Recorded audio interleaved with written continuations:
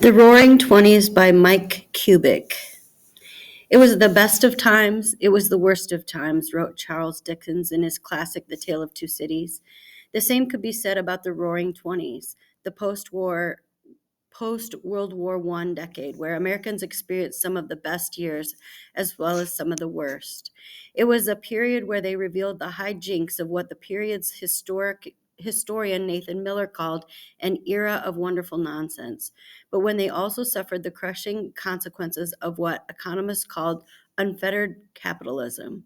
The decade's popular moniker was, in many ways, appropriate.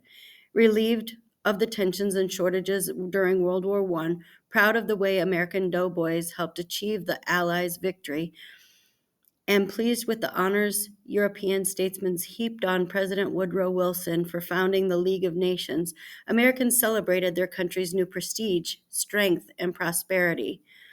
Women were delighted by the ratification of the 19th Amendment, which gave them, at long last, the right to vote. Feeling emancipated and in rising demand on the labor market, young, urban, and fashionable flappers joined men in boycotting the prohibition, the most unpopular and disregarded law of the era. It was so disliked that an estimated 80% of U.S. senators, congressmen, and high government officials, including three U.S. presidents of the era, imbibed the banned alcohol. Some tried to avoid violating the law. One of these lawful drinkers was Secretary of Commerce Herbert Hoover, who had his daily 2 martinis after work in the Belgian embassy. Since it formally was not in U.S. territory, Hoover was committing no wrong, but most ordinary Americans moved their happy hours to the hundreds of underground and out-of-sight speakeasies that Al Capone and other bootleggers supplied with abundant liquor.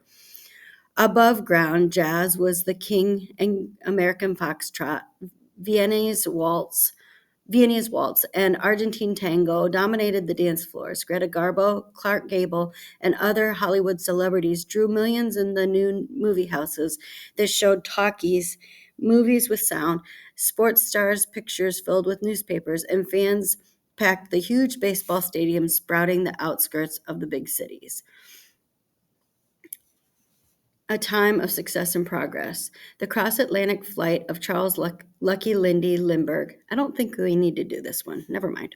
Okay, so to get the definitions for those words that you don't know, they're down here in the footnotes. Alrighty.